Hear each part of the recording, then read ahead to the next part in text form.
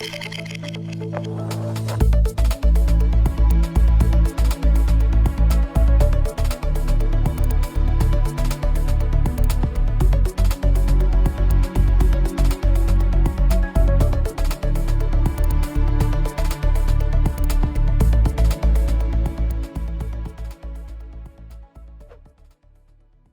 à tous.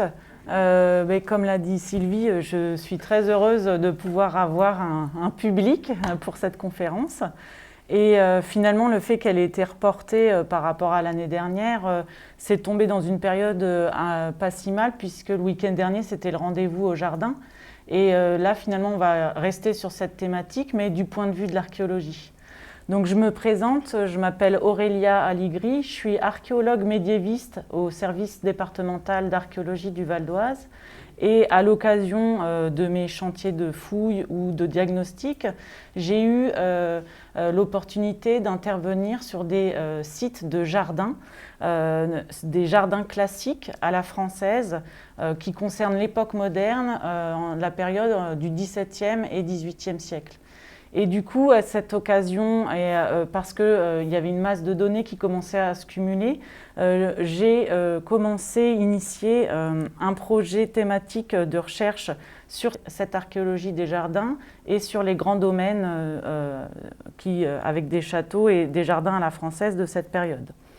Donc pour cette présentation, je vais essayer de vous montrer un aperçu de cette discipline un champ d'études d'archéologie et surtout comment il s'est développé au fur et à mesure, quelles sont les différentes problématiques et thématiques qui lui sont liées et tout simplement finalement pourquoi fouiller un jardin à la française quand on est archéologue. Pour illustrer un peu mon propos, je vais vous présenter 3 sites. Le site de Marly-la-Ville, le site d'Arnouville-les-Gonesse et le site de Saint-Ouen-l'Aumône. Donc pour commencer un petit peu cette présentation, il faut parler de la naissance de cette discipline. Donc il faut savoir que l'archéologie des jardins, elle est relativement récente dans le champ de l'archéologie française puisqu'elle est apparue officiellement seulement vers la fin des années 90. Et le fait que les archéologues s'intéressent à cet objet de recherche à cette époque n'est pas anodin puisqu'il y a eu un véritable engouement autour des jardins à partir des années 80 avec une prise de conscience de l'aspect patrimonial de ces espaces végétalisés. Et il y a notamment le ministère de la Culture en commun avec le ministère de l'Environnement qui lance à partir de 1995 un premier inventaire des parcs et jardins pour faire en quelque sorte un état de la sauvegarde de ces espaces avec pour objectif final une mise en valeur et une ouverture auprès du grand public. Donc finalement ces pré-inventaires, ils montrent qu'il y a à la fois du patrimoine historique, de l'histoire de l'art avec l'histoire de l'art des jardins et également des milieux avec une grande diversité naturelle. Donc finalement c'est pour ça aussi que le ministère de l'Environnement se rattache à ces projets d'inventaire. Dans les années 90, il y a le Conseil général du Val d'Oise qui s'empare également de cette thématique et qui publie un ouvrage de référence donc qui est à peu près au milieu là, sur cette couverture. Donc c'est Les jardins en Val d'Oise et c'est vraiment celui qui fait état pour notre département de tous les jardins conservés, encore ouverts aujourd'hui. On constate par cet ouvrage qu'il y a une très grande diversité sur notre département avec un échantillon de jardins à la fois d'agrément mais aussi vivriers qui finalement possèdent des fonctions totalement différentes selon le type de jardin. Depuis, finalement, cette patrimonialisation, elle ne cesse de se poursuivre puisque en 2004, il y a le ministère de la Culture qui crée un nouveau label spécifique au jardin, c'est le jardin remarquable. Donc là aussi, c'est tous les sites qui présentent un grand intérêt sur le plan historique, esthétique ou botanique qui peuvent bénéficier de ce label. Et sur le département du Val d'Oise, on a 5 jardins classés remarquables. Les jardins de l'abbaye de Royaumont, le potager fruitier du château de la Roche-Guyon, le domaine de Villarceau, les jardins du château d'Ambleville et le jardin de campagne à Grésy-les-Plâtres. Et donc là, vous avez ici le potager fruitier de la Roche-Guyon, dans son état en 2001 quasi à l'abandon, avant du coup d'obtenir ce label de jardin remarquable. Et suite à du coup cette mise en valeur, on voit en 2007 une restauration du potager à la française avec ses allées. C'est dans ce contexte général que l'archéologie des jardins prend son essor, et c'est aussi au même moment qu'au sein de notre profession, on s'élargit aux périodes modernes des XVIIe et XVIIIe siècles, et également au même moment, on assiste à tout ce qui est développement des sciences paléo-environnementales.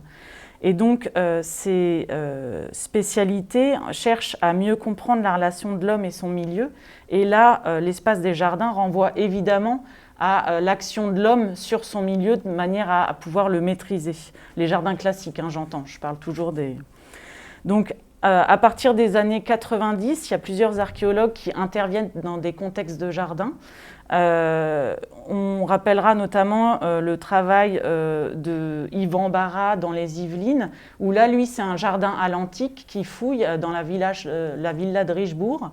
Et je ne sais pas si vous la connaissez, mais également Anne Aliment-Verdillon, qui elle est vraiment archéologue spécialisée des jardins et qui, dès les années 1993, puis de plusieurs années, enfin sur plusieurs autres opérations de fouilles, commence à démontrer par son travail de terrain de l'intérêt scientifique d'une fouille pour la compréhension des niveaux qui conservés dans le sous-sol et qui finalement illustrent bien que ces espaces qui, a priori, sont naturels, sont finalement totalement artificialisés et construits, aménagés par l'homme pour rendre un espace naturel. Mais finalement, c'est très construit comme terrain. Donc, en plus de ces données de terrain, on a la possibilité, en tant qu'archéologue, d'accéder à d'autres types de disciplines qui sont des disciplines ressources. Et la première de ces disciplines, c'est la cartographie. Dans le cadre de nos opérations de diagnostic ou de fouille, avant nos interventions sur le terrain, on essaye toujours de pouvoir consulter la documentation cartographique à notre disposition pour le site qu'on va aller fouiller.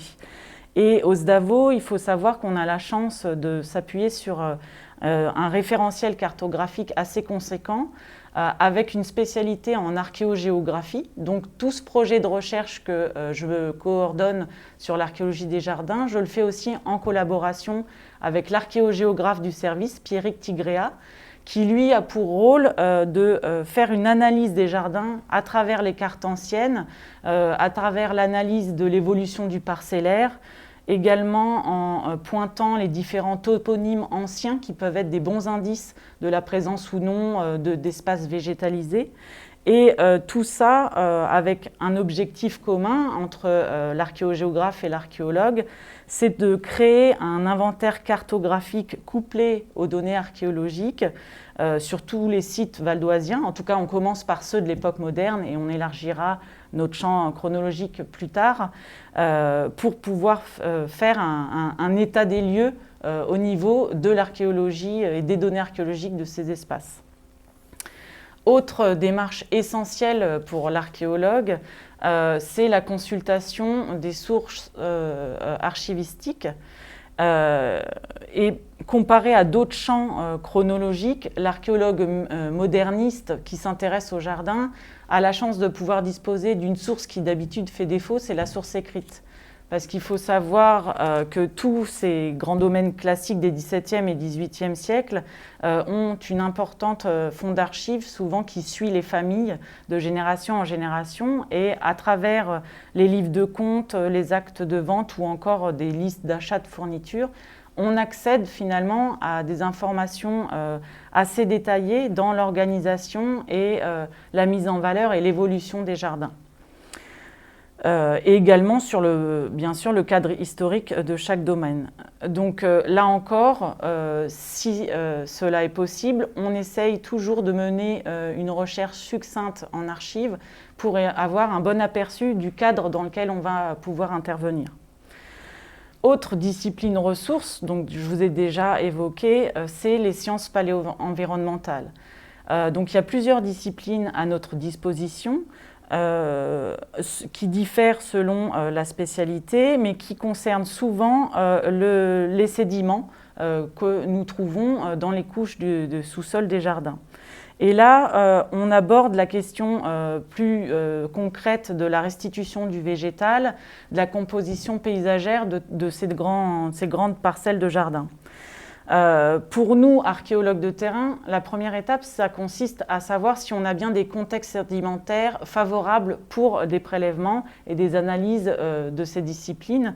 Et en l'occurrence, dans les jardins modernes, il y a souvent des structures qui sont encore dans des contextes humides, avec des matières organiques qui ont pu préserver ces écofacts, notamment les bassins qui peuvent être plus ou moins curés, ou voire encore en eau si la nappe phréatique est encore haute, les canalisations et si on a l'élément bâti du château, les latrines qui là sont le trésor des sciences paléo-environnementales.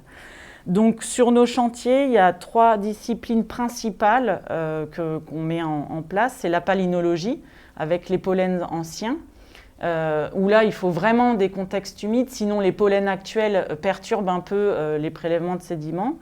Il y a également tout ce qui est carpologie, avec les restes des graines anciennes. Donc là, vous avez sur ce qu'on peut éventuellement retrouver quand il y a un très bon état de conservation. Et l'archéopédologie, où là, c'est l'étude des sols par le biais de leur observation microscopique, qui nous permettent notamment d'essayer de reconnaître s'il y a des fragmentations, des tassements de sédiments, et notamment dans des contextes de mise en place des allées des jardins, les mises en terrasse pour asseoir le château. Donc tous ces mouvements de terre, on arrive à les percevoir déjà à l'œil, mais on les confirme bien souvent par analyse microscopique. Finalement, par le biais de ces disciplines ressources, l'archéologue dispose d'un éventail diversifié de méthodes auxiliaires à son analyse de terrain. Et nous, notre rôle, c'est d'employer notre méthode classique de l'archéologie, donc les sondages, décapages et fouilles des vestiges, pour faire une lecture précise des couches des sous-sols, comme on fait pour les autres champs chronologiques, et de repérer les types de vestiges comme les fosses de plantation ou des aménagements en dur de bassins, etc. Donc concrètement pour le Val d'Oise, nous avons eu la chance d'intervenir dans le cadre de l'archéologie préventive, donc c'est-à-dire en amont d'un aménagement du territoire sur plusieurs secteurs de jardins, donc avec 3 sites notamment que je vais vous présenter ici. Il faut savoir que là, ce que je vais vous présenter, notamment pour le site de Marly-la-Ville, ce sont des données qui sont encore en cours d'étude. Et donc, c'est plutôt des hypothèses de travail, des conclusions qui ne sont pas encore définitives. Même chose pour Arnouville-les-Gonesse, puisque c'est seulement l'étape du diagnostic avec ces résultats dont je vous parlerai juste après. Donc, on commence avec le jardin de Marly-la-Ville. C'est le jardin classique qu'on connaît le mieux, puisque j'ai pu intervenir à 2 occasions sur ce site, notamment en 2017 à l'occasion d'un diagnostic archéologique dont vous avez l'emprise encadrée en rouge sur le plan. Et également, tout dernièrement, l'hiver dernier, d'octobre à décembre 2020, où là, je suis intervenue à l'occasion d'une fouille donc sur un petit secteur du jardin. Pour ceux qui ne connaissent pas Marly-la-Ville, c'est une commune qui est située à l'est du département, proche de Roissy, entre la commune de Fos et Louvres. Donc, ce qui est particulièrement intéressant, c'est, comme je vous l'ai dit, que l'ensemble de la parcelle du jardin classique a pu être exploré par les méthodes de l'archéologie. Vous avez ici, à votre gauche, une vue par drone du diagnostic de 2017 qui est en cours de réalisation avec mes tranchées espacées sur la parcelle. Donc là, en cours avec les engins mécaniques, mais ça ne se voit sûrement pas. Et encadrer donc la petite parcelle d'1,2 hectare qu'on a fouillée l'hiver dernier avec sa vue aérienne aussi du décapage exhaustif cette fois-ci sur cette première emprise. Pour le diagnostic, on a donc sondé à hauteur de 10% l'entièreté de la parcelle qui fait 30 hectares. Donc c'est un domaine qui est complètement conservé puisqu'il y a encore aujourd'hui un mur de clôture tout autour de l'emprise et c'est bien l'intégralité du jardin qu'on a pu sonder à cette occasion. Il faut savoir que toutes les tranchées étaient positives en vestiges et qu'il y a plus de 2000 structures archéologiques qui sont liées au jardin à la française qui ont été révélées à ce moment-là. Donc, compte tenu de cette masse de données et de la richesse, de la qualité de conservation, il y a une fouille qui a été prescrite par le service régional de l'archéologie sur une surface totale de 4 hectares. Et donc, on a fait une première phase l'hiver dernier. Et c'est à peu près en fait cette partie-là du domaine qui a été prescrit en fouille exhaustive, donc cette fois-ci un décapage total de tous les vestiges. Donc ça nous a permis d'avoir une qualité de données et surtout une quantité pour pouvoir réfléchir sur quasiment l'ensemble des thématiques liées au jardin classique, à savoir la diversité des fosses de plantation, la question du réseau hydraulique, également les aménagements de bassins qui lui sont liés, la variété des espaces de culture, puisqu'on a pu mettre en exergue quelques secteurs bien particuliers du jardin, avec des jardins potagers, peut-être une probable pépinière, donc plusieurs thématiques à aborder et à étudier. Et donc, comme je vous le disais en introduction, c'est que grâce aux sources archivistiques et aux cartes, on a une bonne idée aussi du cadre historique des sites sur lesquels on intervient. Pour Marly-la-Ville, on sait que plusieurs propriétaires se succèdent durant toute l'époque moderne, jusqu'à la Révolution française, qui entraîne finalement en 1797 la vente du château comme bien national. Le premier propriétaire à aménager à construire un château et à commencer l'aménagement des jardins, c'est Pierre de Audic, qui est maître des requêtes du roi, qui, dans la deuxième moitié du XVIIe siècle, commence du coup l'aménagement de ce grand domaine. Le tout est ensuite vendu à la famille de Jean Rouillé de La Fontaine en 1713, dont on ne connaît pas grand-chose, puisque finalement, il cède très vite le domaine en 1743 à Étienne Félix Lallemand de Nantouillet, qui est vraiment celui qu'on connaît le plus, puisque c'est son fonds d'archives, qui est conservé d'ailleurs ici, qui rend le mieux compte à travers ses dépenses et devis, aménagements liés au château, de tout le détail de tout ce qui peut se passer en commande de fournitures ou en plantation éventuellement, et construction finalement d'un projet à la fois château, jardin et même aménagement du territoire, puisque ça concerne aussi parfois le réseau viaire du village et sa modification. Et donc en 1797, c'est le citoyen Follop, qui est banquier à Paris, qui rachète le domaine et qui procède au démantèlement du château, qui vend certainement les matériaux de construction, enfin le château est littéralement détruit. Par contre, on ne sait pas trop ce qui se passe pour les jardins à ce moment-là, mais on suppose que tout le domaine périclite à cette période. Donc vous avez ici le plan d'intendance qui est daté de 1784 et qui finalement est le dernier document qui nous donne l'état avant destruction du domaine.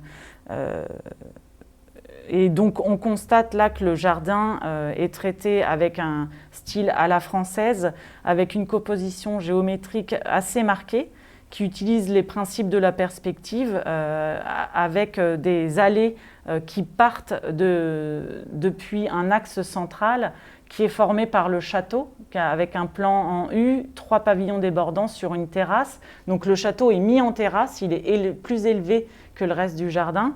Et c'est bien cet axe-là qui dirige en fait toute la composition des allées du parc et la perspective monumentale avec un bassin et des aménagements d'ornementation. Donc, en poursuivant un peu notre analyse des cartes, le cadastre napoléonien de 1823 nous confirme bien que le château en U a complètement disparu. Il y a seulement son parcellaire encore en fantôme et seuls les bâtiments qui constituaient les communs sont encore en élévation. On en a d'ailleurs une image assez précise grâce à des cartes postales anciennes. Donc là, je vous en ai mis une où on voit le pigeonnier, une aile est transformée en habitation, une serre probablement accolée aux anciennes écuries du château.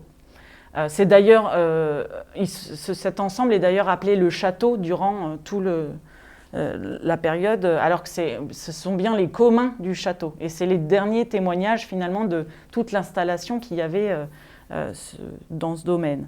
Il faut savoir que cet ensemble, qui était à l'état de ruine, il était encore en élévation en 2017, mais ils l'ont détruit 6 mois avant que j'intervienne. Donc je n'ai pas pu, par exemple, faire une étude du bâti qui aurait quand même pu peut-être nous donner des éléments sur l'architecture, en tout cas.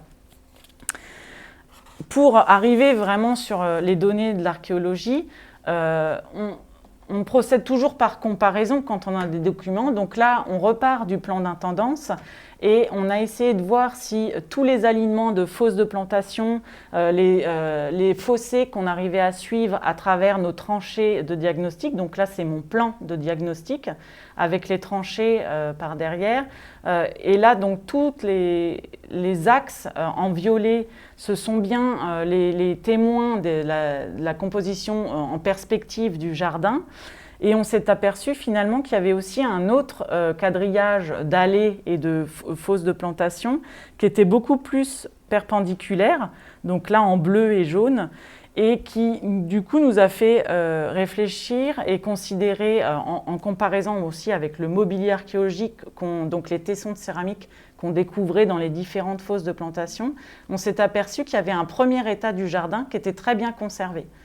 Et donc, ce premier état, il date de la fin du XVIIe siècle et donc pourrait correspondre aux aménagements de Pierre de Houdic, le premier propriétaire.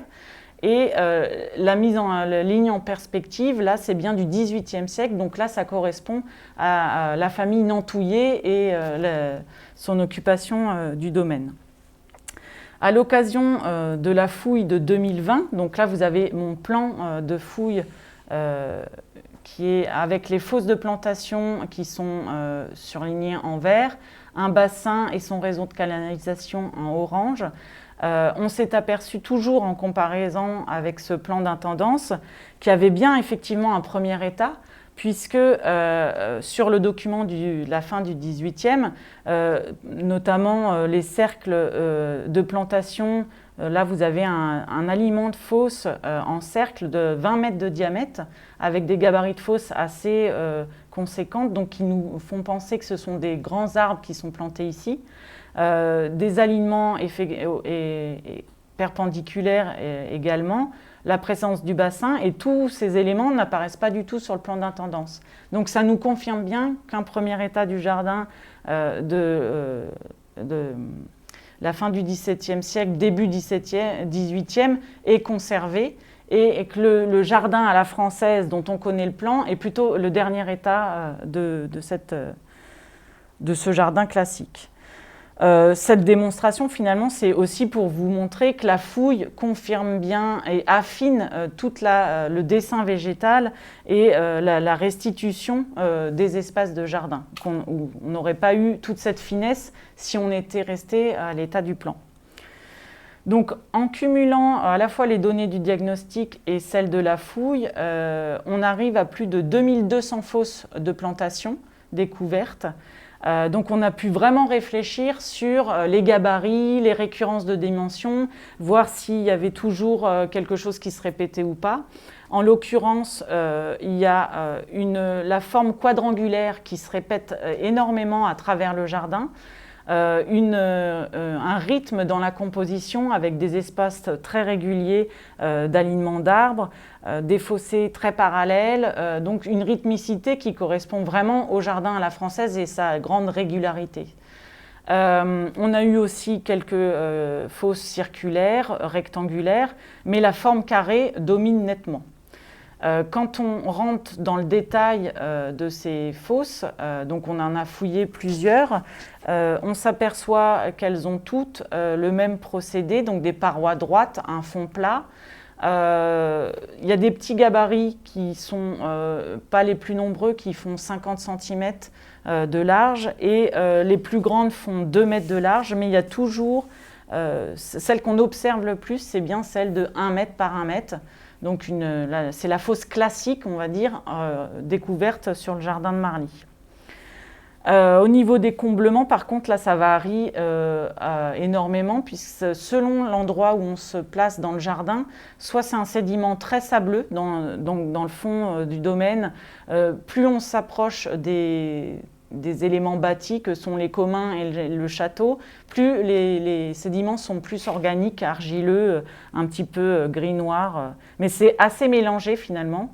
Et on a même des fosses de plantation qu'on servit ensuite de poubelles et dans laquelle on a retrouvé des éléments, des fragments de matériaux de construction, des tessons de céramique, etc.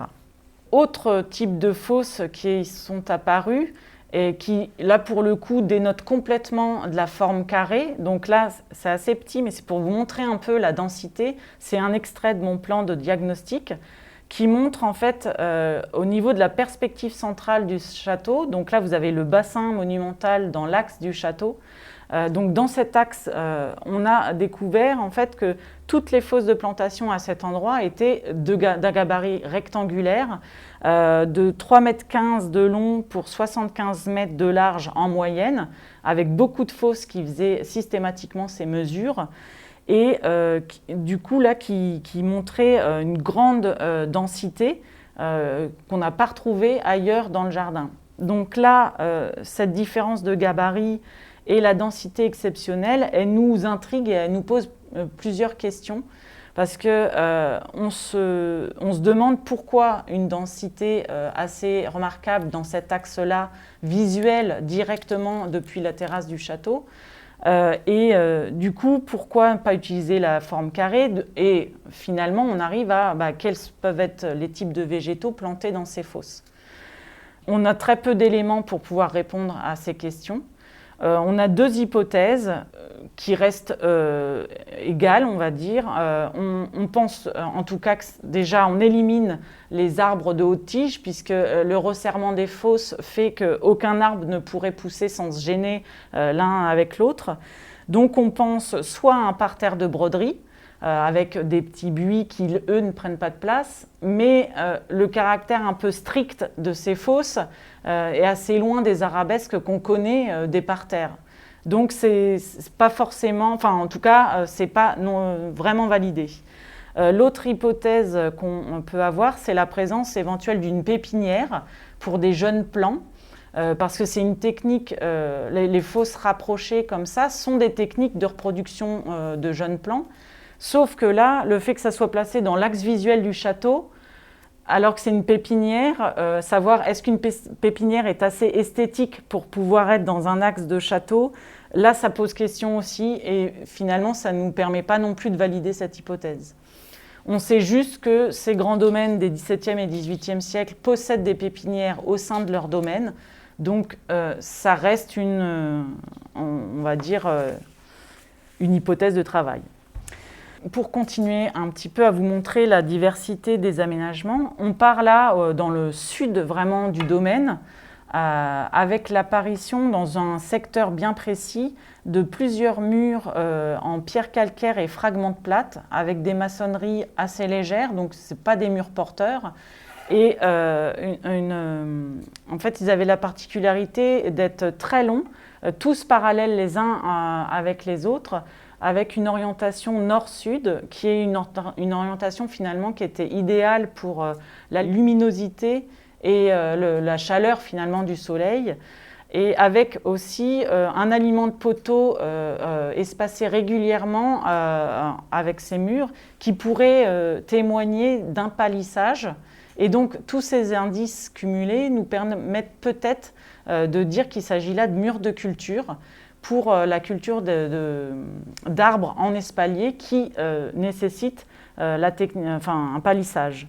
Et cette technique de culture, en fait, elle est connue dès la fin du XVIIe, largement utilisée, voire préconisée pour certaines espèces fruitières tout au long du XVIIIe dans les parcs et jardins. Donc, et vous avez, je vous ai mis une carte postale des fameux murs à pêche de Montreuil pour vous montrer un peu, même si là c'est beaucoup plus imbriqué les uns avec les autres, mais c'est vraiment pour vous montrer que dès le XVIIIe, en fait, il y a plein de fruitiers qui sont vraiment cultivés de cette façon-là. Toujours dans le même secteur, l'autre indice qui nous permet de penser qu'il s'agit d'un potager fruitier, c'est la découverte dans des fosses de plantation de fragments en verre qui correspondent à des éléments de moule, des cloches de maraîchage en verre, qui là aussi est une technique qui est préconisée par les jardiniers pour le XVIIIe siècle et pour éviter les périodes de froid notamment. Donc tous ces indices nous permettent de confirmer qu'il y a à cet endroit-là un jardin qui est plutôt nourricier, qui sert à produire fruits et légumes. Donc finalement, on aborde le fait que les jardins d'agrément ne sont pas seulement du végétal esthétique, mais ça peut très bien être aussi nourricier, voire économique, si jamais il y a une grosse production. Et donc, qui dit culture, dit besoin en eau. Et donc, ça m'amène à faire une transition sur le réseau hydraulique qui a été découvert sur le site de Marly-la-Ville, où là, il faut savoir que la problématique principale de ce jardin, c'est l'approvisionnement en eau, puisqu'il n'y a aucun cours d'eau naturel qui traverse le territoire de Marly. Et donc, ce domaine de 30 hectares, il a forcément nécessité des quantités d'eau qu'il faut amener par plusieurs procédés. On n'a pas de preuve de réels aménagements de machines hydrauliques ou quoi que ce soit. On a juste un document d'archives qui nous mentionne l'autorisation du seigneur de Châtenay en France, qui se situe juste à côté de Marly-la-Ville, qui donne l'autorisation à monsieur de Nantouillet de procéder à la construction d'un aqueduc souterrain. Mais nous, en tout cas, au moment de notre fouille, on n'a pas pu découvrir d'indices de cet aqueduc. Par contre, toujours en consultant les archives, pu voir un plan du réseau d'alimentation en eau qui montre, en tout cas on ne sait pas comment l'eau arrive, mais qui montre qu'une fois que l'eau est là, il y a tout un système qui part d'un grand réservoir d'eau avec plusieurs bassins de décantation et qui, du coup, à travers un réseau d'alimentation, va directement, ici dans la perspective centrale, au niveau du bassin, dans l'axe du château, qui part aussi dans l'axe des communs avec un embranchement également vers le château. Et ici aussi, une des canalisations qui part au nord dans un secteur de jardin avec deux petits bassins qui sont entourés de carrés de verdure. Au moment du diagnostic puis de la fouille, on a mis au jour plusieurs tronçons de ces conduites. Il s'agit ici de conduites en terre cuite qui sont emboîtées les unes dans les autres et qui sont toutes complètement recouvertes et entourées d'un mortier hydraulique, dont là vous avez un écorché, qui est constitué à la fois de chaux et de tuileaux concassés, qui permet d'accéder à en fait, une étanchéité parfaite de tout ce mortier. Et au moment de la fouille de 2020, on a eu aussi la chance de pouvoir suivre jusqu'à 45 mètres de long toute une portion de cette canalisation, dont là vous avez un petit détail, et qui montre bien qu'elle était parfaitement conservée, avec tous les conduits encore emboîtés les uns dans les autres. Et donc là, c'est juste au décapage avec la pelle mécanique qu'on a pu mettre au jour cette portion et qui montrait finalement une très bonne induration du mortier. Et en gros, s'il y avait encore eu de l'eau, ça fonctionnait encore parfaitement.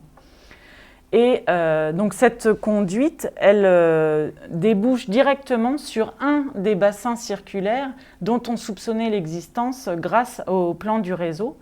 Et donc on a pu procéder à sa fouille avec des niveaux de fondation encore conservés, par contre un habillage totalement récupéré. On a juste eu quelques indices de pierres de taille moulurées qui étaient abandonnées dans les remblais de démolition. Mais ce qui nous intéressait vraiment, c'était de pouvoir confirmer sa connexion au réseau d'alimentation. Et on a également confirmé la présence du système de trop-plein de cette pièce d'eau avec l'exutoire qui est là, lui, correspond à une sorte de mini-aqueduc en pierre calcaire. Donc avec ici deux parements de blocs calcaires recouverts également d'une couverture de pierre calcaire qui vient ici se jeter dans une citerne maçonnée également, qui était totalement conservée puisqu'il y avait même son bouchon qui était encore en place avec une grosse dalle de calcaire. Donc ça, c'était assez intéressant. Et donc le petit bassin, le bassin moyen fait 6,50 m de diamètre. Autre bassin mis au jour, là c'est au moment du diagnostic, c'est le fameux bassin monumental dans l'axe du château. Donc pour le coup, lui, il a totalement été récupéré. Il y a seulement ces niveaux de fondation, mais vraiment très arasés, qui ont été observés, avec notamment la présence de fantômes de poteaux qui nous indiquent une probable balustrade autour. Un mur avec des pierres calcaires et au niveau du pourtour également un corroi d'argile. Donc vous avez ici une photo, une argile verte qui tapissait en fait tout le fond du réservoir d'eau et qui remontait bien sur les côtés de sorte à étanchéifier totalement ce bassin. Là, on a estimé cette pièce d'eau à 24 mètres de diamètre en fonction des niveaux d'arasement, donc une pièce un peu monumentale, une pièce d'eau, pièce maîtresse de l'axe visuel face au château. On n'a pas pu mettre au jour ni sa connexion au réseau, ni l'éventuelle présence d'un exutoire, puisque là c'était seulement au moment du diagnostic, donc on n'a pas fait un décapage total de la zone. Dernier bassin que je vais vous présenter. Donc là, on repart totalement au nord du jardin. Toujours au moment du diagnostic de 2017, on a donc mis au jour un petit bassin qui, pour le coup, a été parfaitement conservé avec toutes ces maçonneries encore en élévation, bon, avec des petites détériorations, mais pour nous, archéologues, c'est parfaitement conservé. Donc des maçonneries qui sont constituées de pierres calcaires, de grès, qui sont tous liés au mortier hydraulique et également tout l'intérieur de la pièce d'eau et la rampe avec un béton plus liquide hydraulique aussi qui permettait une étanchéification de ce réservoir. Donc son originalité finalement, c'est qu'au niveau de son plan, donc le diamètre de la pièce interne fait 5,20 m.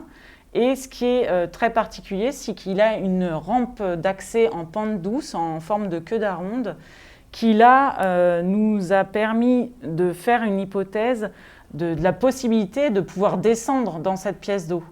Et donc finalement, en observant plusieurs autres exemples de jardins classiques, est venue l'idée qu'il pourrait s'agir d'une sorte de petit bassin, peut-être pour un volatile exotique ou volatile tout court, une basse-cour qui serait à cet emplacement du jardin, une sorte de, sans aller jusqu'à la ferme de Marie-Antoinette, mais une ferme rustique pour jouer à la campagne finalement, qui était une pratique très en vogue pour les nobles de cette époque, de pouvoir montrer déjà qu'on pouvait posséder éventuellement des volatiles type pan ou des volatiles exotiques et où on pouvait avoir des aménagements réduits, une ornementation un petit peu, du coup, enfin, voilà. Alors, ça reste une hypothèse,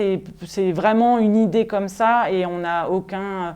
En fait, le bassin, il a seulement fourni des tessons de céramique qui permettent de le dater de la fin du XVIIe siècle, donc plutôt le premier état du jardin, mais on n'a pas pu trouver de restes de canards ou de paons, hein. Donc, ça reste une hypothèse.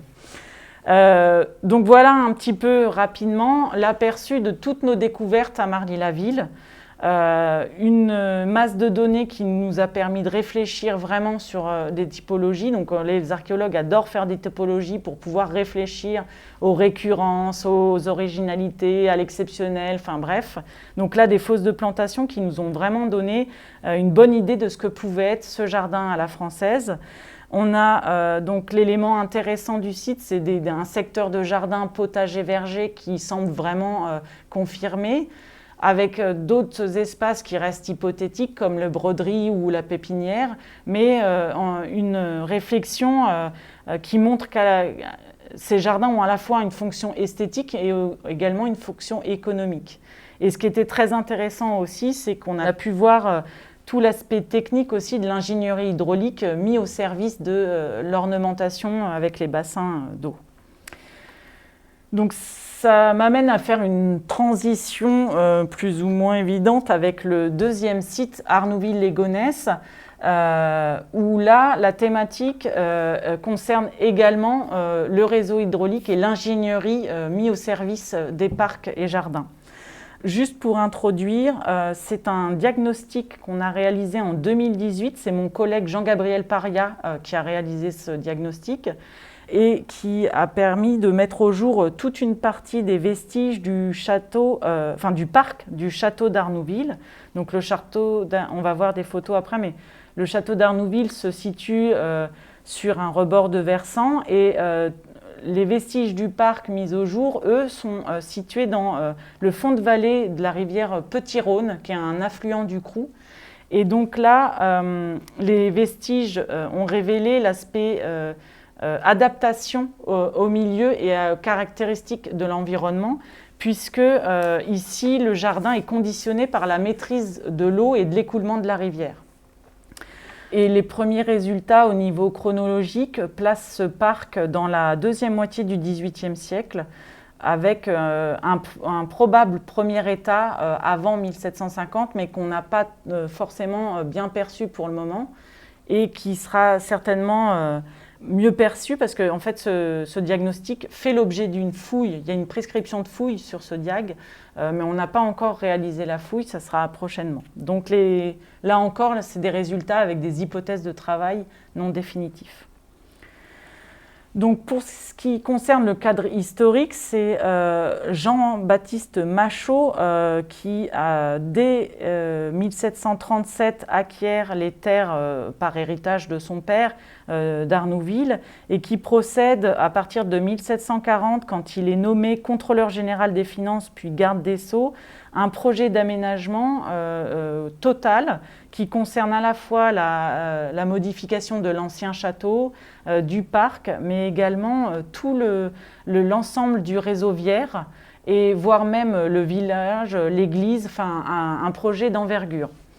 On sait qu'il crée ex nihilo donc tout ce réseau en forme d'étoile avec des grandes places soit placées dans l'axe du château de sorte à arriver de façon grandiose face à sa propriété.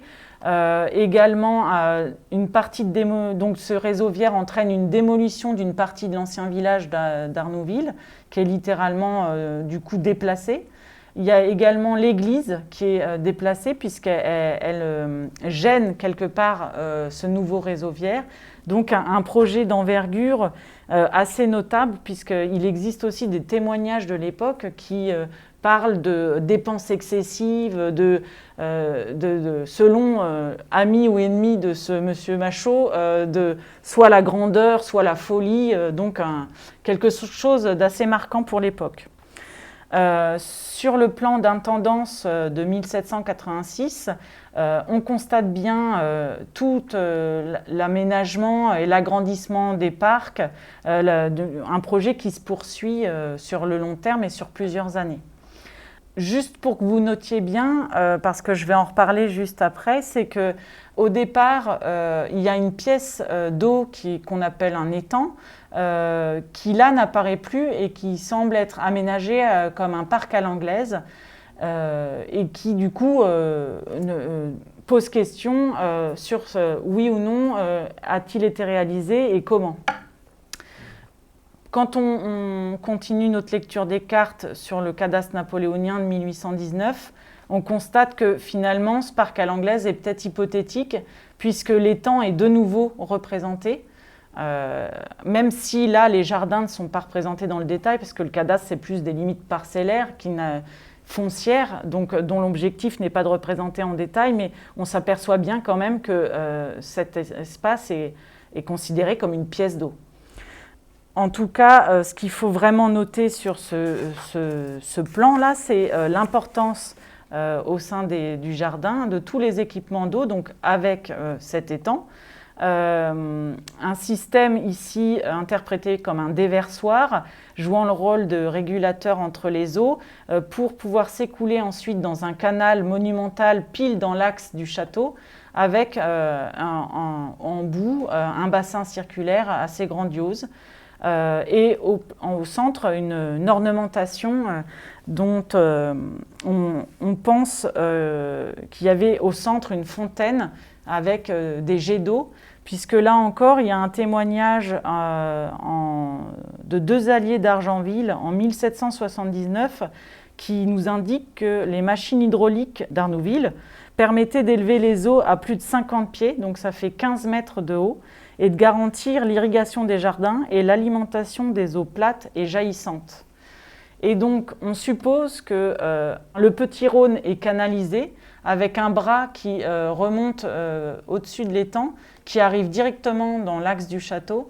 Et donc, c'est pour ça qu'on pense que... alors là, je pense que vous ne voyez pas, mais il y a un petit bâtiment juste dans l'arrière-cour du château qui pourrait avoir contenu ces machines hydrauliques et cette pompe, qui permettait ensuite d'aller arroser toutes les plantes dans l'orangerie et qui ensuite redescendait par une conduite donc qui prenait de la pression et qui permettait un jaillissement des eaux sur cette fameuse fontaine centrale.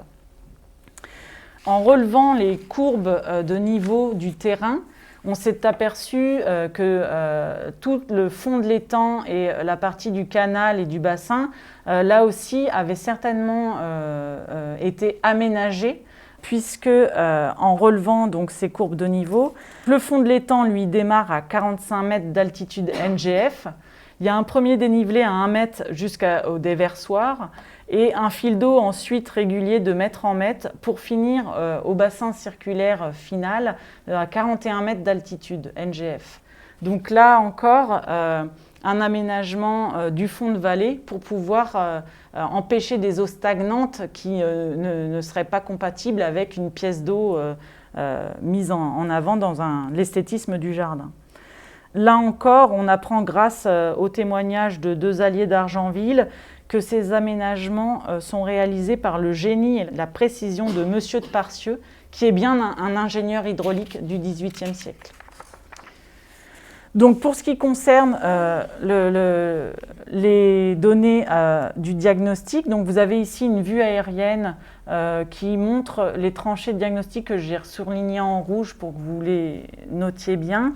On s'aperçoit que dans le paysage, plusieurs formes sont maintenues et sont encore perceptibles, notamment cette forme ovale de l'étang qui est aujourd'hui boisée.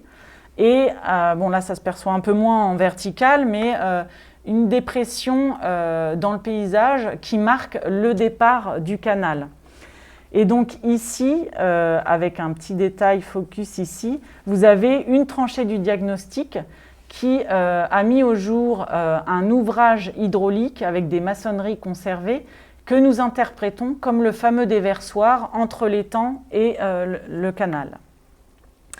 Donc, une vue verticale de cet ouvrage avec un constat, c'est que même si cette structure n'est pas complète, on a bien un écorché de part et d'autre. Les murs ne sont pas forcément longitudinaux et sont interrompus. On a quand même pu dégager sur 13 mètres de long et 3 mètres de large une maçonnerie assez massive avec plusieurs niveaux de construction en avant de ce mur.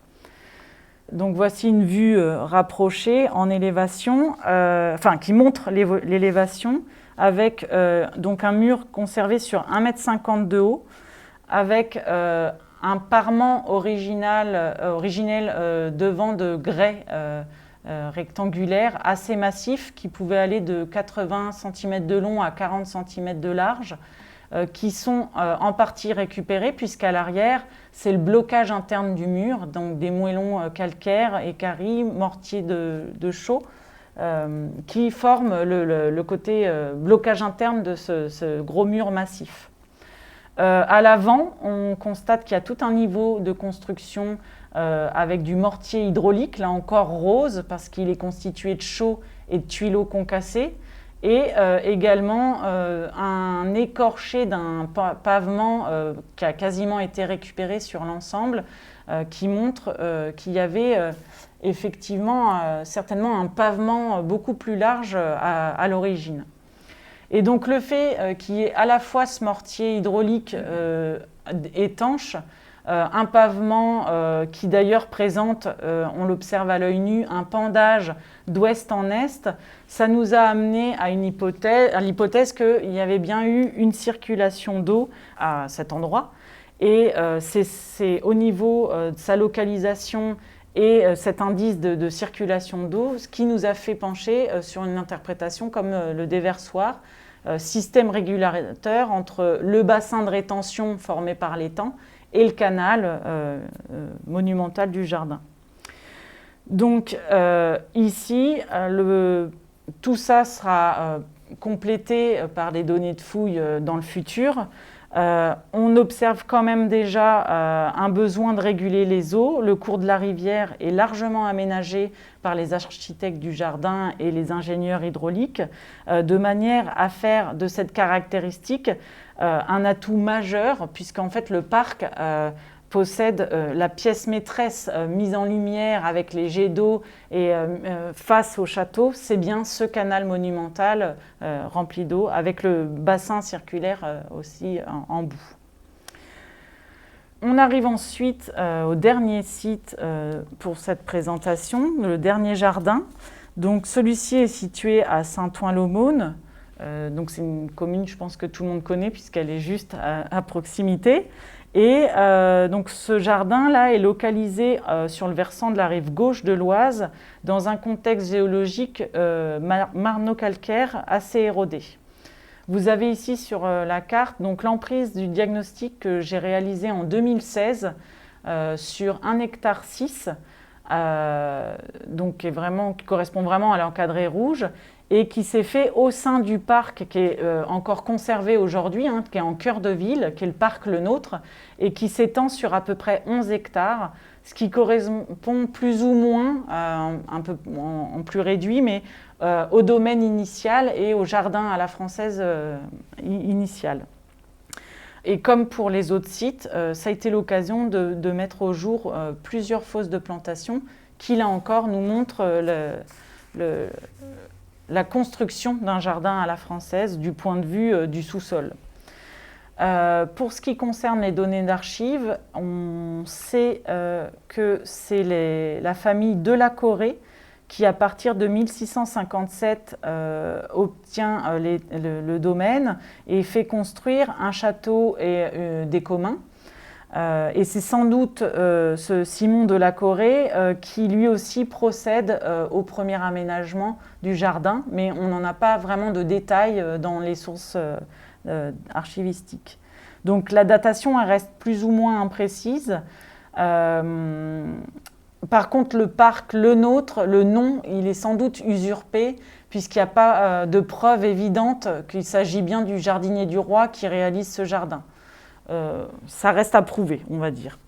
Donc tout au long des XVIIe et XVIIIe siècles, ce château reste dans la famille de la Corée, jusqu'en 1789 où c'est Élisabeth de la Corée qui est arrêtée puis exécutée en 1794. Et donc aujourd'hui, il y a encore le pigeonnier de la ferme qui est en élévation parce qu'il a été classé dès 1947 monument historique. Et il y a une toute petite partie aussi du château, mais très remaniée, qui accueille encore le centre aéré du quartier Le Nôtre. Au niveau document cartographique, on a deux plans qui montrent le jardin. Un premier plan daté du début du XVIIIe siècle, qui est conservé aux Archives nationales, et un second, qui est l'Atlas de Truden, qui est daté, lui, de la deuxième moitié du XVIIIe siècle. Il ne représente pas du tout de la même façon le parc. Il y a le plan des archives qui nous montre un jardin à la française très riche dans le détail, beaucoup d'allées, des places monumentales un petit peu, ou des bassins, on ne sait pas trop, des carrés de verdure, un jeu géométrique très riche. En revanche, l'Atlas de Truden, lui, c'est une superficie plus réduite, des allées plus simples, des compartiments très, très simples. Donc là, sans pouvoir trancher, on ne sait pas quel est le plan qui s'approche le plus de ce qu'a pu être le parc Le Nôtre.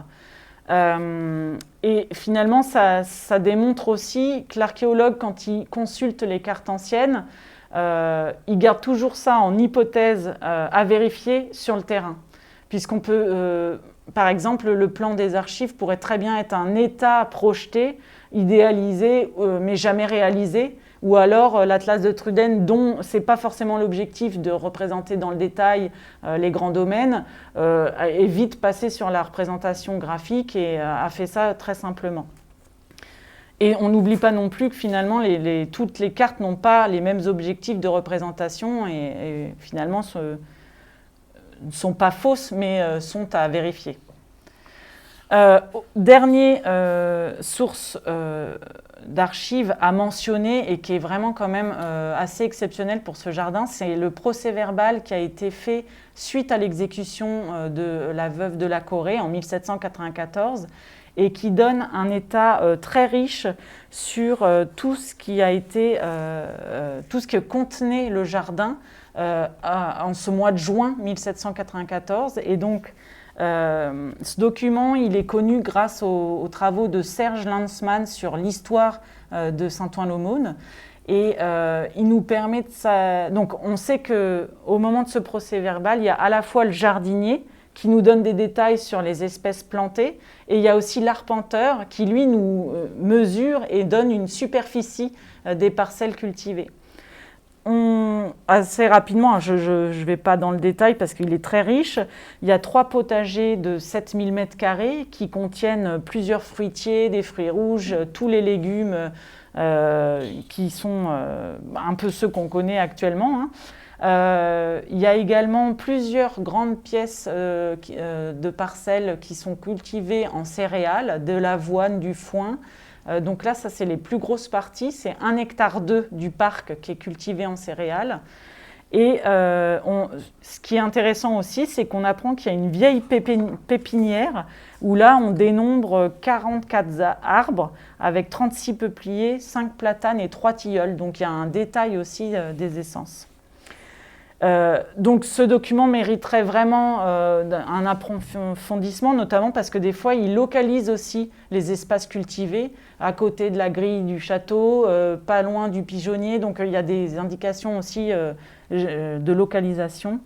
Mais en tout cas, il est riche en détails et on s'aperçoit bien de la profusion et de la quantité des espèces plantées. Et là encore, on constate que finalement, ce n'est pas qu'un jardin d'agrément esthétique, mais c'est bien un jardin nourricier avec une fonction, on va dire, d'alimentation et un peu plus économique, quoi. Donc pour ce qui est du résultat du diagnostic, vous avez là donc mon plan des tranchées avec plus de 180 fosses de plantation mises au jour sur 1,6 hectare, donc une densité quand même Surtout que le diagnostic, c'est toujours à hauteur de 10%, hein, rappelez-vous, donc ce n'est pas l'entièreté de la parcelle. Ce qui a été constaté, c'est que comme pour Marly-la-Ville, il y a une typologie assez variée, avec pareil une récurrence de la forme quadrangulaire. Là, les dimensions sont plutôt d'1,50 m par 1,50 m systématiquement. Une rythmicité dans la composition qui, là encore, confirme le caractère à la française, des parois très droites et un fond plat. Les comblements, par contre, là, ils sont quasi identiques. Ils sont tous très limoneux, type terre végétale. Mais vous constaterez, et on va voir avec les aménagements juste derrière, que c'est creusé dans du marneau calcaire, totalement sol ingrat pour la culture. Donc, ce qui a été particulièrement intéressant dans ce jardin, c'est qu'on a mis au jour un nouveau, enfin en tout cas que moi je ne connaissais pas, un nouveau système de plantation qui est en tranchées de terre linéaires. Donc c'est-à-dire qu'il y avait des très grandes tranchées avec des dimensions assez conséquentes, puisque c'était entre 1,60 m et 2 m de large, qui étaient creusées là encore parois droites, fond plat, très profondément, assez profondément, entre 70 et 85 mètres de profondeur, et qui était systématiquement comblé par centimètres, pardon, j'ai dit 80 mètres ? Oui. Centimètres, c'est pas 80 mètres, excusez-moi.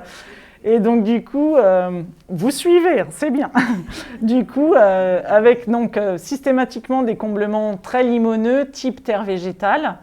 Et ce qui a été intéressant aussi, c'est que dans plusieurs de ces tranchées de terre, on a pu constater, donc là c'est surligné sur l'image hein, pour que vous voyez vraiment bien, mais on a constaté des surcreusements de fosses de plantation à l'intérieur qui se démarquaient par un limon plus clair et qui là aussi étaient très rythmées puisqu'elles faisaient toutes 1,50 m de large pour 3 mètres de long.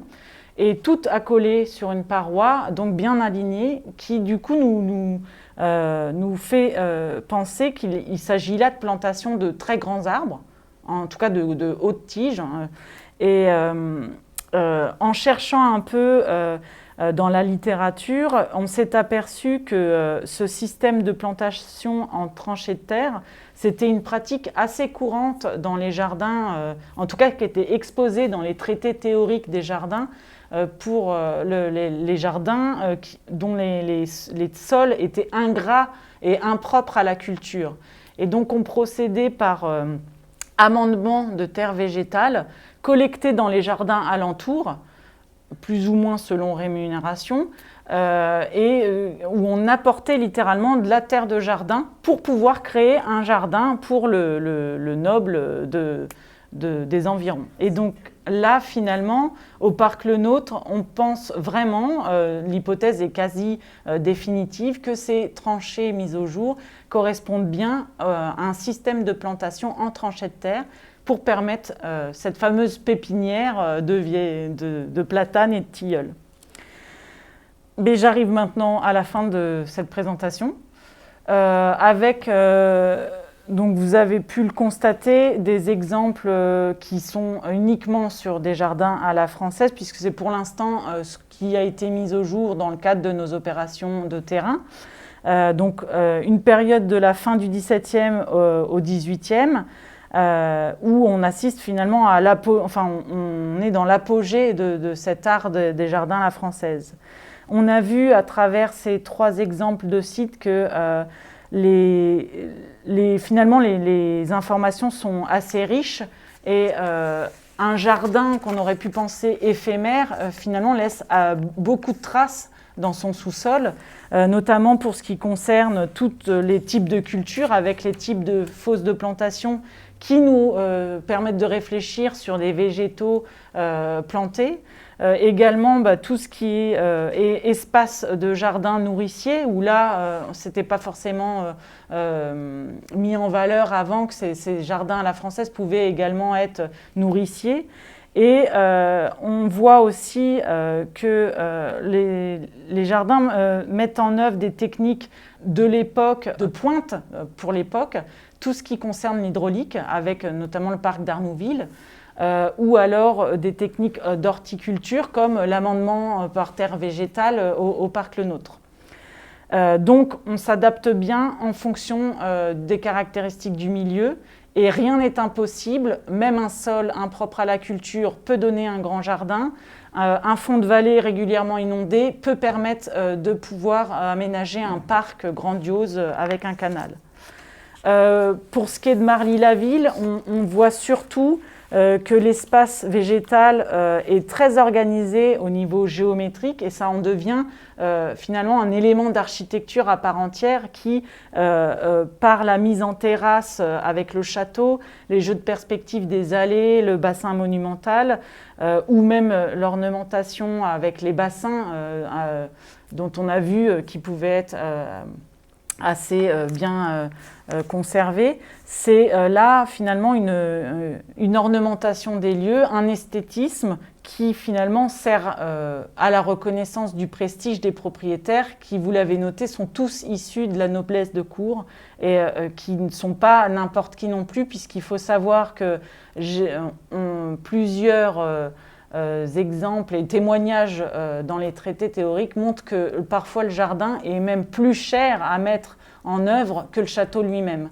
Donc c'est vraiment des espaces qui sont aménagés et la scénographie végétale est tout aussi importante que l'architecture du château. Et pour conclure sur le Val d'Oise, en fait, c'est un territoire où il y a à la fois l'opportunité d'intervenir et de cumuler des données sur l'actualité des chantiers d'archéologie préventive. On l'a vu, on a beaucoup de quantités grâce à ces chantiers. Mais il y a aussi une possibilité, et c'est là un vrai atout, de pouvoir peut-être initier dans les grands domaines encore bien conservés toute une recherche du patrimoine archéologique de ces jardins qui n'ont pratiquement pas fait l'objet de fouilles et qui du coup permettraient encore plus d'avancer sur cette problématique.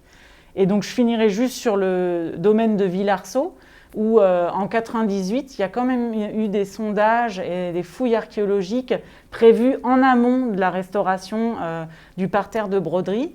Et plusieurs informations collectées par les archéologues ont aidé à guider les restaurateurs de ce parterre des monuments historiques. Donc c'est vraiment une démarche qu'on pourrait mettre en place pour tous les grands jardins qu'on a encore bien conservés sur notre territoire du Val d'Oise. Donc voilà, je vous remercie de votre attention.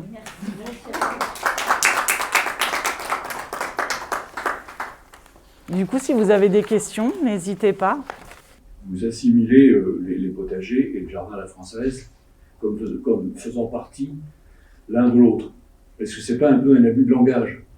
Je veux dire que dans ce genre de domaine, il est nécessaire d'avoir une partie potager pour nourrir les gens. Mais le jardin à la française lui-même, il est hors potager. Alors, si on reprend par exemple le plan de Marly-la-Ville, je pense qu'en fait le potager devient lui aussi ornemental et traité lui aussi de façon à être beau. En fait, un potager, ça peut être vraiment très beau. En fait, tout le secteur dont je vous ai parlé, c'est tout ce secteur-là où finalement il y a eu plusieurs alignements, dont avec les alignements de murs. Donc là, ce n'est pas exactement l'état de 1784, je pense, parce que les murs, quand on les superpose, en fait, vous voyez, c'est tous ces alignements-là qui sont dans cette parcelle. Donc, ça ne correspond pas exactement à cet espace, mais je pense qu'en fait, un potager peut très bien être esthétique, à mon avis, au sein de ces jardins. Comme le potager du roi à Versailles. Oui, voilà. Ouais. Qui néanmoins, il reste, même si le roi le faisait visiter avec plaisir, il reste quand même à côté. Ah oui, tout à fait. Bah là, par exemple, à Marly, à partir du château, on ne voit pas le potager, je pense. Même de l'aile sud, on voit un premier jardin ornemental, mais par derrière, on n'a pas de vision directe sur le potager. Par contre, comme pour, justement, vous disiez tout très justement, on fait visiter aussi son jardin pour montrer qu'on cultive très bien la pêche alors qu'on est en Île-de-France, qu'on a la poire. Je brode un peu, hein, parce que je ne sais pas s'il y avait des pêches et des poires, mais même l'horticulture, c'est aussi une gratification des propriétaires de pouvoir faire des jardins qui sont nourriciers avec des variétés. Autre question, un peu partout, mais surtout à Marly-le-Roi. Dans les fosses, est-ce que vous avez retrouvé des restes de souches ou de réseaux racinaires plus ou moins fossilisés? Alors, c'est Marly-la-Ville, hein, parce que Marly-le-Roi, pour le coup, là, c'est vraiment royal. Ce qui est dommage avec Marly-la-Ville, c'est que c'est le plus riche en données, mais c'est le plus pauvre en contexte sédimentaire, humide, et donc aurait pu conserver des pollens, des graines, des restes de souches, et il n'y a aucune trace végétale, écofacte conservée dans les fosses de plantation. C'est uniquement les creusements qui nous sont parvenus. Il n'y a vraiment pas de reste organique. Et pour l'instant, la partie château, elle n'a pas été fouillée. Elle va être fouillée, hein, on ne sait pas quand, mais elle sera fouillée. Et là, j'espère tomber sur les latrines, en fait, qui donneront peut-être, bon, même si ce n'est pas les jardins, mais qui pourront peut-être, rien que par un noyau, parce qu'on a consommé un abricot et qu'on a laissé un noyau dans la... Ça pourra peut-être nous donner des informations. Mais c'est vrai que c'est frustrant pour Marly-la-Ville parce que c'est un contexte un peu de plateau et donc du coup, il n'y a pas d'eau justement. Par contre, Arnouville-les-Gonesse, au moment de la fouille, ce qui sera intéressant, notamment dans la partie canal, c'est que la nappe phréatique, elle est encore haute aujourd'hui. Mon collègue, il n'a pas pu mettre de tranchée dans le canal parce que c'était une zone inondée. Donc là, il y a un espoir d'avoir des niveaux humides très bien conservés, anciens. Voilà, bah oui, c'est ça. Moi, je voulais te poser une question sur les jardiniers. Est-ce que tu as pu remonter un peu qui a fait ces jardins? Est-ce que ce sont des jardiniers qui opéraient dans d'autres châteaux en Île-de-France? Alors, à part pour Arnouville-les-Gonesse, où avec du coup Jean-Baptiste Machaut, il y a toute une information sur le projet d'envergure, les architectes, même des bâtiments, voire même ses amis nobles qui viennent habiter à Arnouville pour être proches de lui, où là il y a beaucoup de détails. Bon, c'est une première recherche succincte avant le diagnostic qui a été faite. Donc, il y a toute la partie vraiment étude exhaustive qui reste à faire. Donc là, je pense que c'est un site à fort potentiel pour remonter justement des noms, mettre un nom sur la conception du jardin. Pour l'instant, on ne la connaît pas, mais on a bon espoir de pouvoir avoir plusieurs informations. Pour ce qui est de Marly-la-Ville, pareil, l'étude archivistique dans le détail, elle reste à faire. Mais a priori, en tout cas pour le moment, ce qu'on a survolé, il n'y a pas de noms qui sortent. On ne sait pas qui sont les jardiniers qui conçoivent ces jardins. Je vous remercie. Merci.